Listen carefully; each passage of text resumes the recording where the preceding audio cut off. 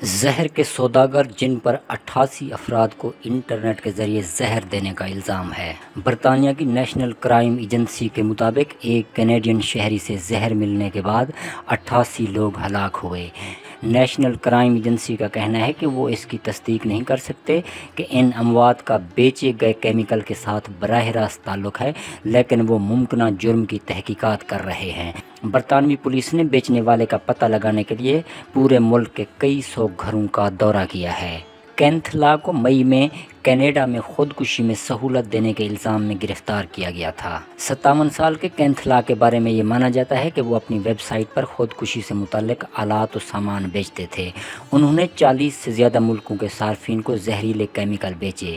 Regional police نے بتایا کہ اپریل میں ٹورنٹو میں ایک نوجوان کی اچانک ہلاکت کے بعد انہوں نے تحقیقات کا آغاز کیا۔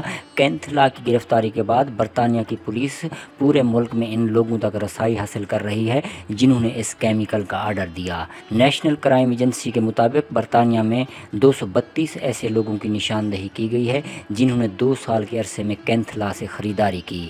ایجنسی کے مطابق ان میں 88 افراد بعد میں ہلاک ہو گئے، لیکن وہ ہلاکتوں سے ان کا براہ راست تعلق نہیں منسلک کر سکے۔ نیشنل کرائم ایجنسی کے ڈپٹی ڈائریکٹر کریگ ٹرنل نے کہا، ہماری ہمدردیاں مرنے والوں کے لواحقین کے ساتھ ہیں۔ پولیس فورس کے خصوصی تربیت یافتہ افسران ان کی مدد کر رہے ہیں۔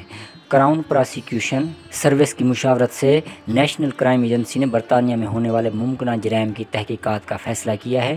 یہ آپریشن جاری ہے۔ میڈن ہیڈ سے تعلق رکھنے والے ٹام پرفیکٹ کی عمر 22 سال تھی جب انہوں نے اکتوبر 2021 میں کینتھ لا سے کیمیکل خریدنے کے بعد اپنی جان لے لی۔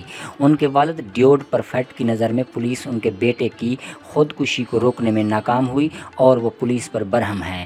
ڈیوڈ پرفیکٹ کا خدشہ ہے کہ انٹرنیٹ پر موجود دیگر سپلائرز اور غیر منظم ویب سائٹس خودکشی کو فروغ دیتی ہیں۔ انہوں نے پوچھا، ان انٹرنیٹ سائٹس کو بند کرنے کے لیے کیا کیا جا سکتا ہے جو کمزور نوجوانوں کو نشانہ بناتے ہیں، اور ان لوگوں کے خلاف قانونی چارہ جوئی کریں جو دوسروں کو اپنی جان لینے میں مدد کرنے میں خوشی محسوس کرتے ہیں۔